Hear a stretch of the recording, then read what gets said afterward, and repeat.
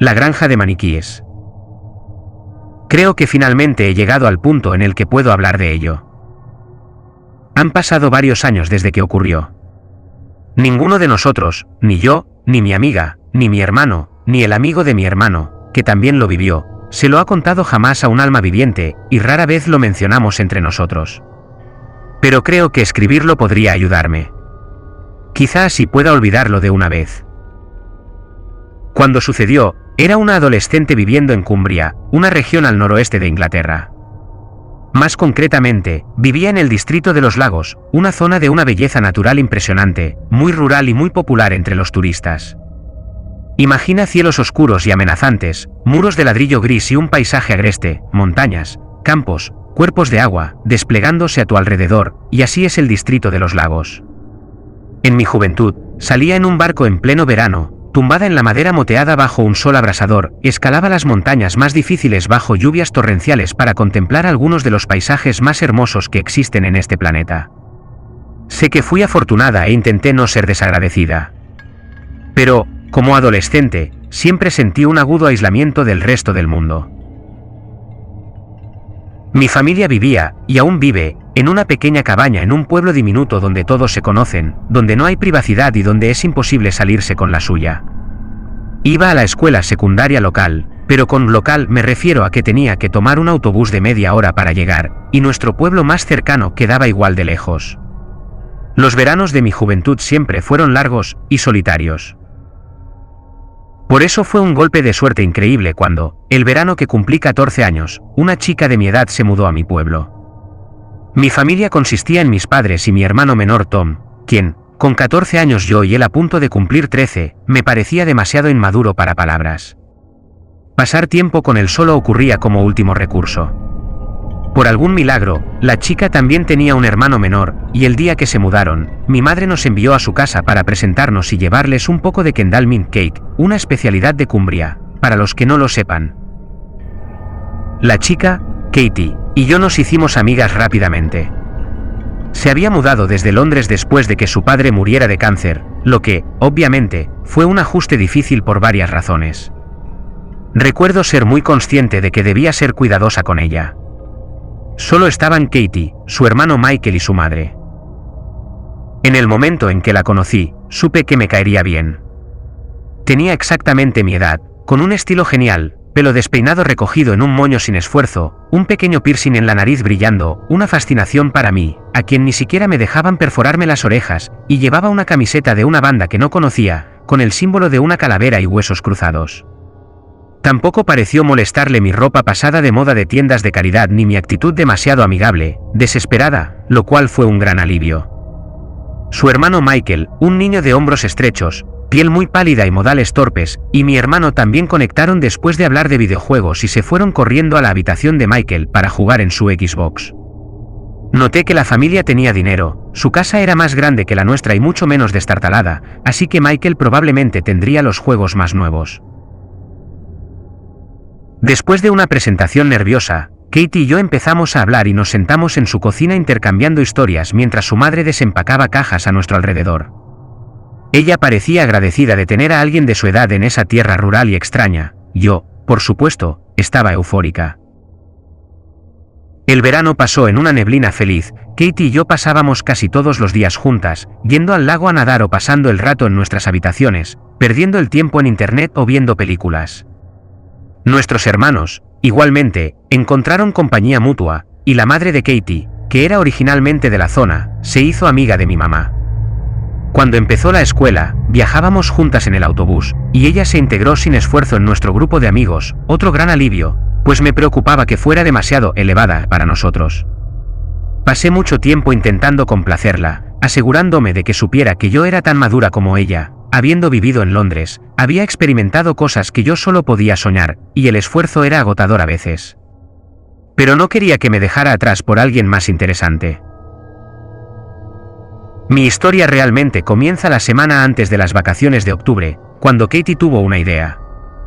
Ya éramos amigas desde hacía casi 4 meses, y recuerdo que estábamos en mi habitación una lluviosa noche de otoño, viendo una película de terror en mi laptop, no recuerdo cuál, mientras decidíamos qué regalarle a Katie por su cumpleaños la siguiente semana, ella sugirió boletos para un concierto en Londres. Yo sugerí una bomba de baño más asequible de una tienda que nos gustaba. Mis padres no estaban en casa por alguna razón, así que estábamos a cargo. En una escena particularmente tensa y casi silenciosa de la película, de repente escuchamos carcajadas provenientes de la habitación de mi hermano, que por desgracia compartía pared con la mía. Golpeé la pared con el pie, diciéndoles a esos pequeños molestos que se callaran. Mi hermano había entrado en una fase profundamente problemática, según yo, de desarrollo, donde sus hormonas adolescentes habían despertado y ya no era el niño dulce, dócil y ligeramente irritante que alguna vez conocí, sino que se había convertido en un monstruo malhumorado, distante e intensamente irritante. Por supuesto, patear la pared no tuvo ningún efecto, y después de un par de minutos de amenazas a través del yeso, decidí que tendría que ir a su habitación a cumplir mis amenazas en persona. Abrí la puerta de su cuarto, completamente enfadada para ese momento, y me encontré con que estaba en completa oscuridad. Hay pocas farolas en mi pueblo, así que cuando digo oscuridad, es absoluta. Fruncí el ceño, intentando ver a través de la penumbra, y no escuché ningún sonido aparte del zumbido de la Xbox de mi hermano en el suelo. ¿Qué estaban haciendo? Lo pregunté en voz alta a la habitación oscura, pero no obtuve respuesta. Rápidamente, tan rápido que no estaba segura de haberlo visto, una sombra cruzó la habitación. Aunque sabía que era mi hermano jugando, no pude evitar sentir que las escenas de la película de terror aún me afectaban. ¿Estaba segura de que habían estado en su cuarto? ¿No habían ido a caminar al bosque en algún momento? ¿Realmente habían sido ellos los que se rieron?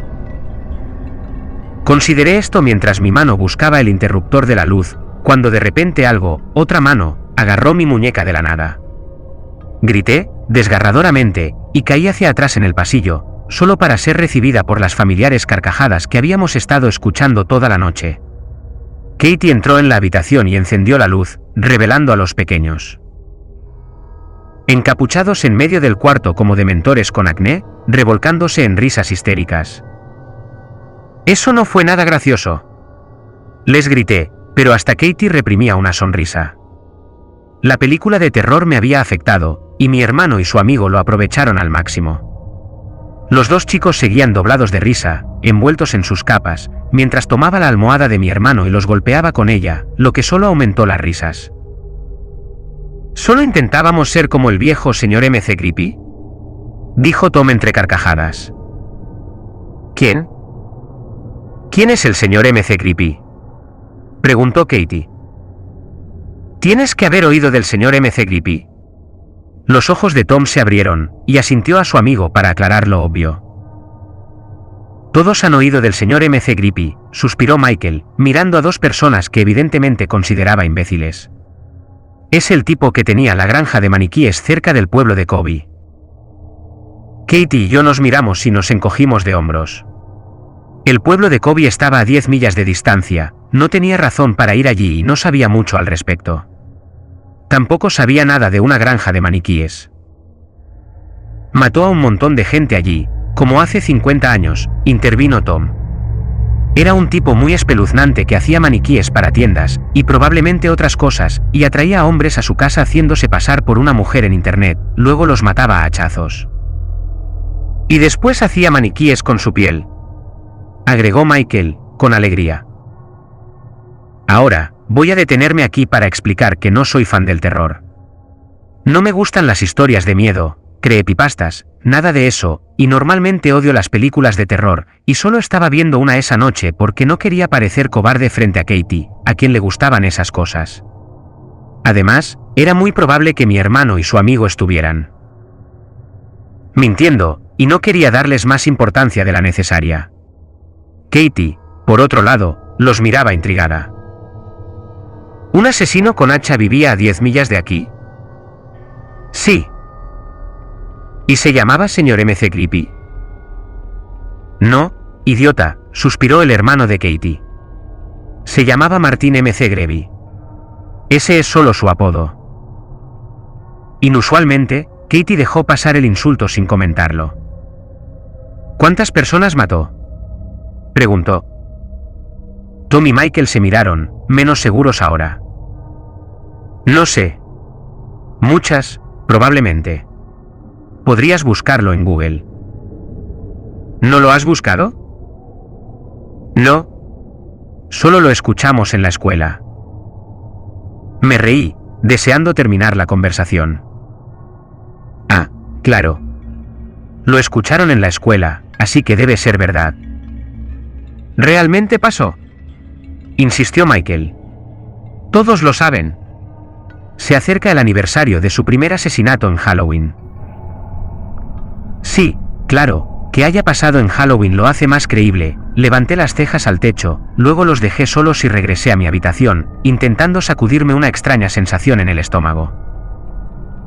A pesar de todo el valor que había mostrado, había una pequeña parte de mí que sentía que podrían estar diciendo la verdad. Algo había pasado en ese pueblo hace mucho tiempo. No creía que fuera como lo describían, pero el nombre me sonaba familiar, la imagen de los maniquíes era clara en mi cabeza.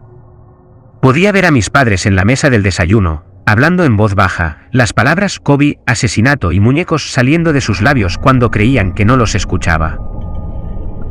Katie volvió a mi habitación, y tenía mi dedo en el botón de play de la laptop, lista para asustarnos de nuevo. En realidad, ya no tengo ganas de ver esto, dijo, y respiré aliviada internamente. Me gustaría buscar ese caso. El alivio rápidamente se esfumó, reemplazado por más ansiedad. ¿El caso del que hablaban? Katie, son idiotas, dije. Lo están inventando. Probablemente. Pero quiero comprobarlo, por si acaso. Se deslizó en la cama junto a mí y tomó la laptop de mis manos antes de que pudiera protestar. Abrió una nueva pestaña y escribió en la barra de búsqueda, Kobe Murder Cumbria Mannekins. Efectivamente, apareció una gran cantidad de artículos. Bueno, eso es un giro inesperado, dijo, impresionada. No estaban mintiendo.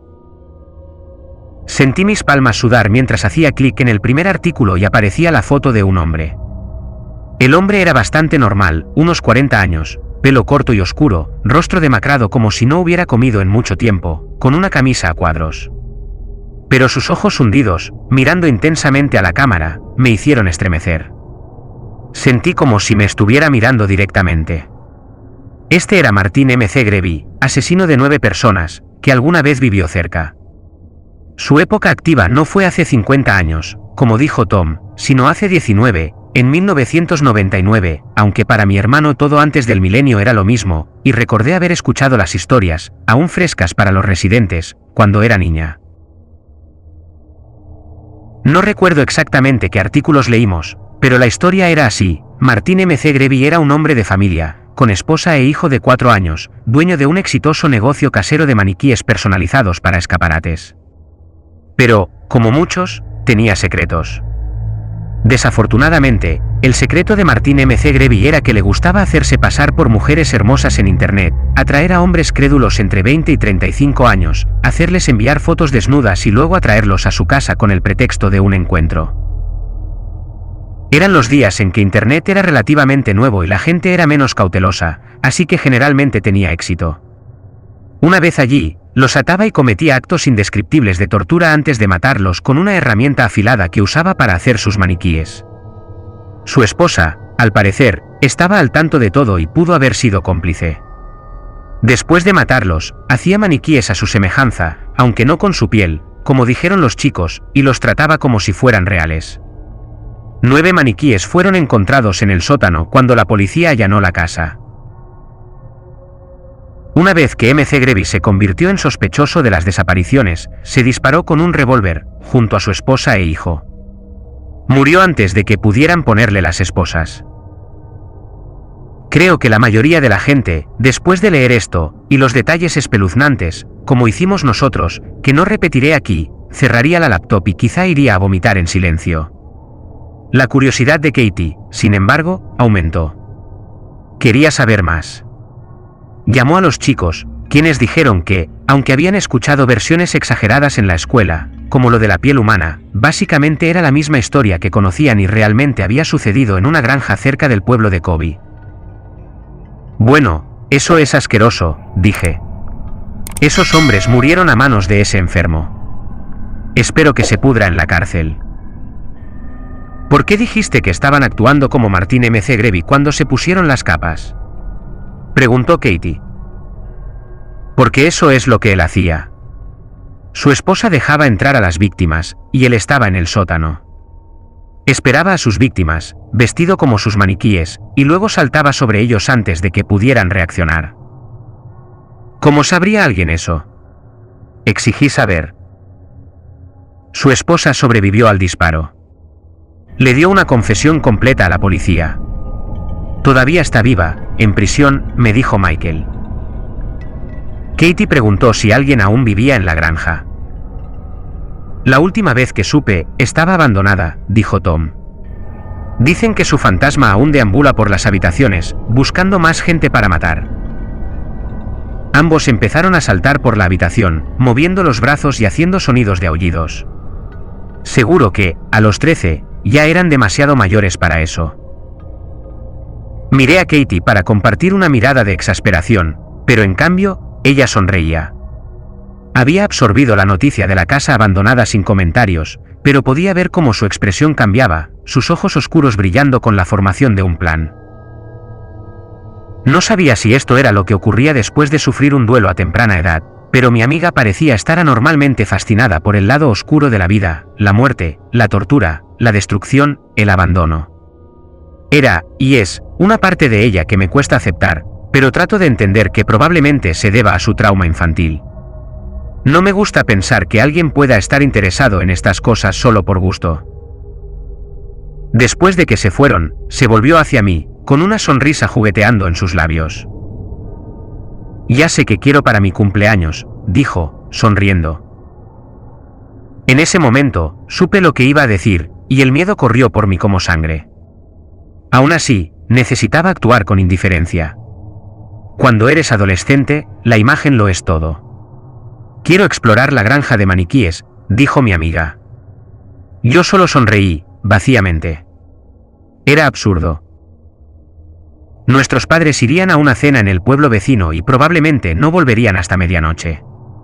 Esa fue la noche que elegimos, pues nos daría tiempo suficiente para ir y volver. Desafortunadamente, en medio de nuestros planes, mi hermano menor nos escuchó y amenazó con revelarlo todo a menos que lo dejáramos ir con nosotros, junto a su flacucho amigo. Lo arruinarán. Siguió Katie la noche antes de ir, se lo dirán a los adultos. No lo haremos, insistió Tom. Solo se lo diremos si no nos dejan ir. Vamos, fuimos nosotros quienes les contamos. Vayan con sus propios amigos, dijo Katie. Seguro que todos están yendo en manadas si la historia es tan famosa. Nadie que conozcamos ha ido, dijo Michael. Está cercado. Es muy difícil entrar. Mi corazón dio un vuelco, esperaba que ese dato la disuadiera de ir. Pero solo la hizo más determinada a entrar a un lugar donde otros no habían podido. Finalmente, llegaron a un acuerdo, los chicos irían con nosotros si nos ayudaban a averiguar cómo entrar. Nos dimos la mano, ofrecimos escupitajos, que luego descartamos. Estábamos listos. Salimos después de que nuestros padres se fueran a la cena, bajo el manto de la oscuridad. Katie llevaba una mochila con linternas, un mapa, y lo más preocupante, incluso un cuchillo, por si tenemos problemas, dijo. Su cumpleaños había sido 2 días antes, y caminaba por el camino oscuro frente a mí, sus nuevas Converse rosadas brillando bajo la luna, casi saltando de emoción. Mi corazón estaba lleno de plomo. Los chicos también llevaban provisiones, una navaja, por si acaso, dijo mi hermano, y una cuerda, por si necesitamos escalar algún muro. El lugar era una granja abandonada, no una prisión de máxima seguridad, pero no dije nada. El pueblo de Kobe era muy pintoresco, con cabañas de paja y una iglesia del siglo XIII enclavada en un parque. Caminamos con cuidado por las calles, tratando de no parecer sospechosos, y nos reunimos bajo una farola para revisar el mapa. Debíamos seguir Church Lane, salir del pueblo y tomar un camino a la izquierda llamado Picote. Si caminábamos 1 milla por ese camino, llegaríamos a la granja. Al menos, eso fue lo que un amigo de Tom en la escuela le dijo, solo podíamos ver el inicio del camino en Google Maps. La noche estaba muy oscura ahora, y hacía un frío cortante. Mientras avanzábamos, sacamos nuestras linternas, y cada vez había menos coches en la carretera. Finalmente, estábamos rodeados por extensiones oscuras de tierras de cultivo, y solo se escuchaba el ulular lejano de un búho y algún ruido de ganado. Me abroché el abrigo, empezando a asustarme. Ni siquiera tenía tanto miedo de la granja en sí o del fantasma de Martin M.C. Grevy, tenía más miedo de... ¿Quién podría estar viviendo allí ahora? Éramos 4 niños vulnerables en un camino oscuro y solitario. Podríamos estar en serio peligro. El letrero de madera blanca, Picote, brilló como un espejismo bajo nuestras linternas. Mi hermano se detuvo, mirándolo. Tal vez deberíamos regresar, dijo, nervioso. Katie y Michael lo miraron como si se hubiera vuelto loco. No sé si esto es una buena idea. Me sorprendió, de los 4, Tom y Katie habían sido los más entusiasmados con la idea de ir. Katie y Michael me miraron, como diciendo, es tu hermano, tú lidia con él. Vi el miedo en los ojos de Tom, la irritación en los de Katie. Tenía que elegir. O vienes con nosotros, o te esperas aquí, dije, con todo el coraje que pude reunir. No vamos a volver ahora. Vi a mi amiga sonreír con satisfacción, y la expresión de Tom se endureció. Voy, dijo, malhumorado. Solo decía por si alguien más quería volver. Subimos por el camino lleno de hojas, el barro cubriendo nuestros zapatos. Tuve un pensamiento fugaz de alegría al imaginar las hermosas Converse nuevas de Katie ensuciándose, pero lo reprimí por culpa. A veces sentía envidia de su riqueza, pero luego recordaba que al menos yo aún tenía un padre. Un edificio comenzó a aparecer en la distancia. Sorprendentemente, cuando llegamos, fue muy fácil entrar, la cerca que lo rodeaba era de madera y no muy alta, así que simplemente la escalamos, encontrándonos al otro lado sin problemas. No entendía de qué hablaban mis hermanos. La granja era de 2 pisos, con árboles inclinados sobre ella como jorobados, las ventanas tapiadas para que pareciera vagamente monstruosa, con paneles metálicos por ojos. Movimos nuestras linternas alrededor. La entrada estaba cubierta de hojas, obviamente no había coches, y no se veían luces encendidas dentro. No es que lo esperara, pero no podía evitar pensar que quizá había gente viviendo allí, y la falta de luz me tranquilizó un poco. El lugar estaba claramente abandonado, una reliquia fantasmal del pasado. El viento sopló y cerré los ojos, deseando estar lejos de allí. Bueno, llegamos, dije. ¿Volvemos ahora? Katie me miró como si estuviera loca. ¿Qué? ¿Volver? Vamos a entrar. Las palabras no me sorprendieron, pero aún así sentí su peso. Vamos a entrar. La puerta principal cedió fácilmente, estaba podrida y se desprendía de sus bisagras. Dentro, la casa olía a humedad y moho. Recordé el olor de la casa de mi abuela después de que murió, porque ya no podía cuidarla y se negaba a encender la calefacción. La habitación en la que estábamos era un pasillo, con puertas en cada pared y una escalera descompuesta al fondo. Lo que no esperaba era que aún hubiera muebles. Una mesa auxiliar estaba junto a la puerta, un cuadro de un jarrón con girasoles colgaba torcido en la pared. Artefactos hogareños entre la suciedad, recordando a los visitantes lo que el lugar solía ser, mientras el suelo estaba cubierto de hojas y barro, el papel tapiz se despegaba y estaba manchado con grafiti. Me pregunté si el tipo de personas que habían escrito eso podrían unirse a nosotros esa noche, y me sentí un poco enferma. Alumbré con mi linterna y vi 666 garabateado en rojo sobre el papel tapiz F. Laurel. Me di cuenta de que probablemente este sería el lugar perfecto para vender drogas. Cumbria era un lugar aburrido para crecer, y el comercio de drogas florecía. Los adolescentes simplemente no tenían nada más que hacer. Vamos a separarnos, dijo Katie, las 3 palabras más temidas en el idioma inglés. Chicos, ustedes suben. Nosotras exploraremos aquí abajo. Todos bajaremos al sótano juntos. Sus ojos brillaron al decirlo. Vi a Tom incómodo, pero asintieron y subieron las escaleras, mientras yo las seguía obedientemente. Empujó una de las puertas a nuestra izquierda y entramos. Mis pies pisaron lo que parecía linóleo, era lo que alguna vez fue una cocina o un baño. Juntas, movimos nuestras linternas. Y luego nos quedamos heladas. Una mujer estaba parada en la cocina, de espaldas a nosotros. Estaba sobre el espacio donde probablemente había estado la estufa, vistiendo un atuendo tradicional de los años 50, pelo recogido, delantal floreado, falda holgada. Cada fibra de mi cuerpo me decía que corriera. Pero estaba paralizada, mirando a esa mujer extraña y rígida, que no se había movido al entrar nosotras. Extendí mi mano hacia mi amiga, pero ella ya estaba dando un paso adelante, pisando una rama seca. La mujer seguía sin moverse. No podía apartar la vista de ella. ¿Por qué no se daba la vuelta? ¿Qué le pasaba? Katie, hay algo mal aquí. ¿Hola? Llamó Katie, suavemente. ¿Hola? Se acercó más y la tocó en el hombro. No podía hablar, esperando que se volteara. ¿Cómo sería su rostro?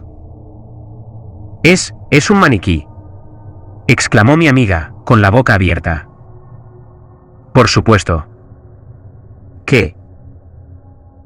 Me acerqué también, dándome cuenta, al acercar mi linterna, de que efectivamente era un maniquí. El pelo era demasiado rígido, el cuello demasiado blanco. Me acerqué lo suficiente para ver el otro lado y, lo más horripilante, la cosa no tenía rostro, solo una gran sonrisa dibujada con lo que parecía crayón, el resto solo un lienzo blanco y vacío.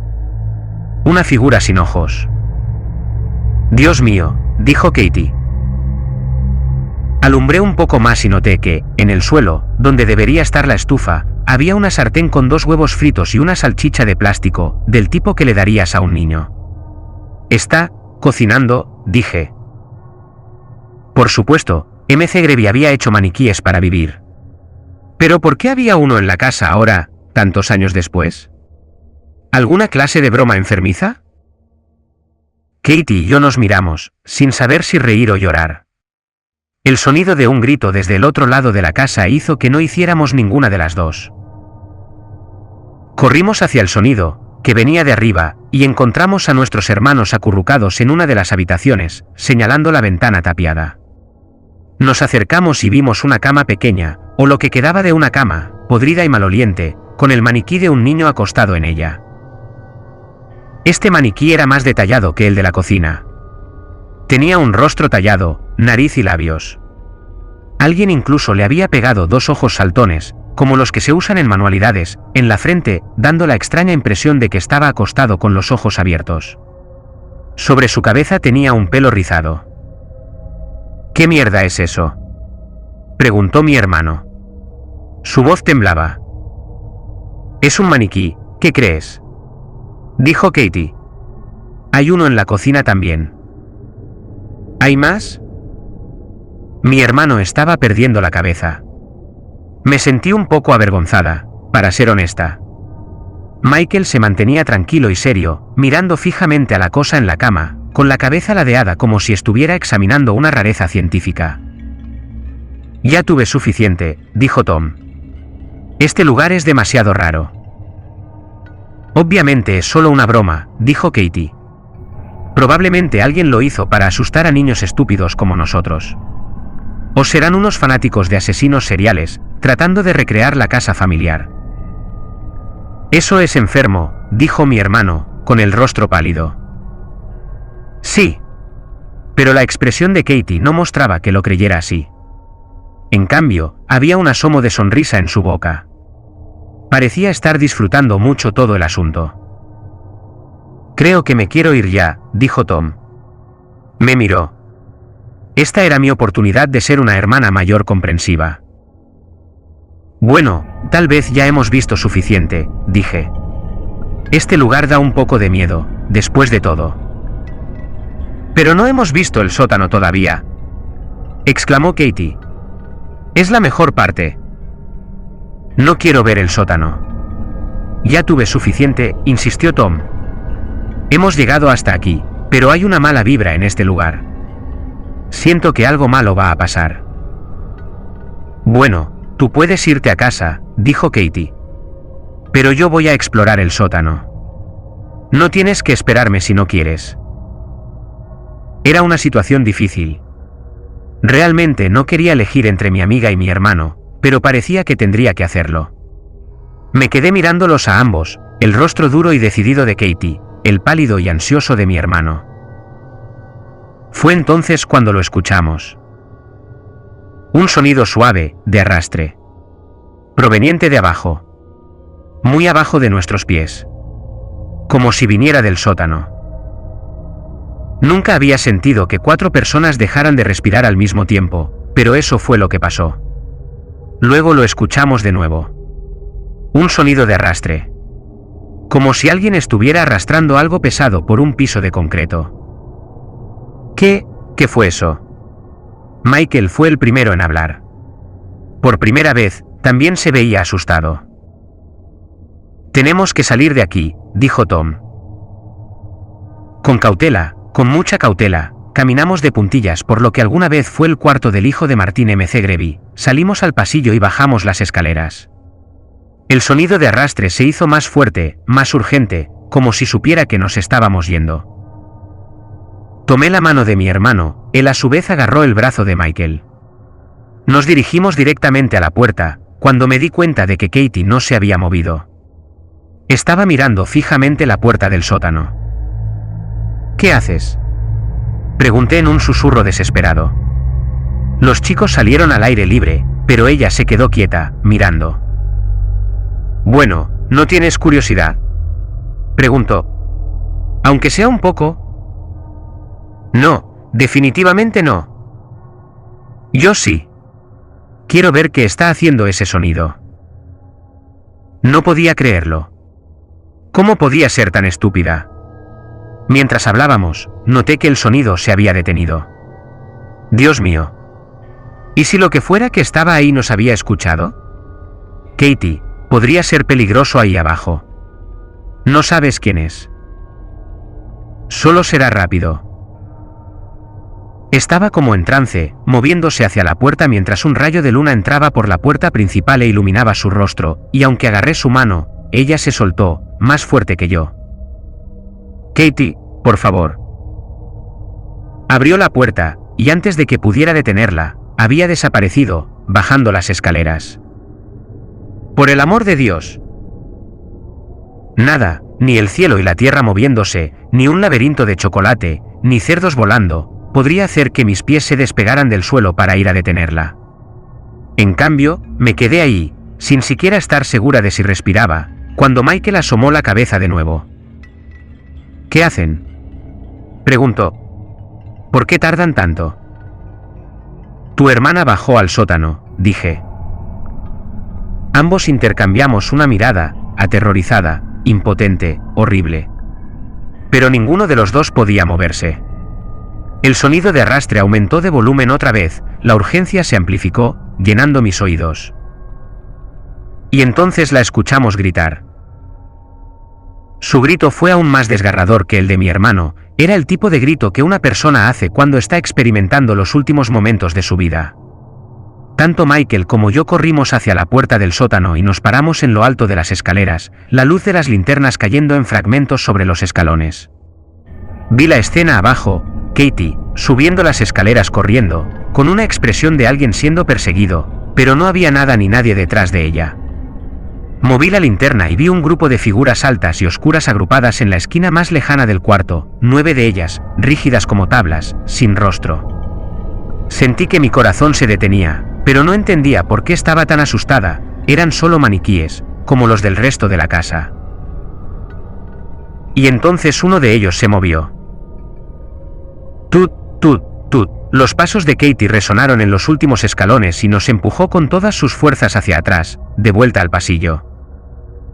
«Salgan de aquí», chilló. «Salgan de aquí ahora». No necesitamos que nos lo dijeran 2 veces.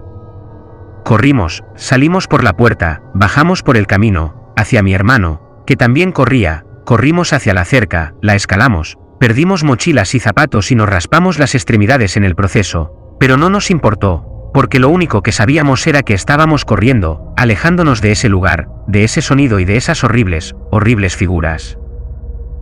No sé qué me hizo hacerlo. Incluso ahora, cuando lo recuerdo, No estoy segura de que fuera real. Probablemente fue la histeria. Pero estoy segura de que, cuando miré hacia atrás, y solo lo hice una vez, mientras me giraba en la cerca, estoy segura de que vi otra figura parada en la puerta, otro maniquí, esta vez una niña, de unos 14 años. Su única característica era una boca dibujada, una boca abierta en terror, y su brazo largo y huesudo estaba extendido hacia nosotros, señalando. En sus pies llevaba un par de zapatillas Converse rosadas. No miré dos veces. Katie nunca me contó qué le pasó en el sótano ese día. Nunca se lo contó a nadie. Se negó a hablar del incidente, de hecho, y se molestaba mucho cuando lo mencionábamos. Una vez le pregunté si había visto las figuras en el sótano, como yo, aunque nunca mencioné el maniquí con las Converse. Se negó a responderme. Su gusto por el terror disminuyó, nunca volvió a sugerir ir a explorar. A veces Tom y yo hablamos de ello. Intentamos bromear al respecto ahora, deben haber sido unos bromistas retorcidos, decimos, pero en el fondo, todavía nos asusta, y nunca he podido volver a estar cerca de maniquíes, lo que, como imaginarás, hace la vida difícil en un centro comercial. No sé por qué alguien puso esas cosas ahí, no sé si eran maniquíes hechos por el propio MC Grevy o si los llevaron allí después de su muerte, y no sé cómo supieron que uno de nosotros llevaría zapatillas rosadas. Hacer esas preguntas significa adentrarse más en el horror de esa noche. Nunca he vuelto a la granja. Katie y yo nos distanciamos cuando fuimos a la universidad, aunque todavía nos mantenemos en contacto de vez en cuando, incluso después de que ella se mudara del pueblo. Michael y Tom siguen siendo cercanos.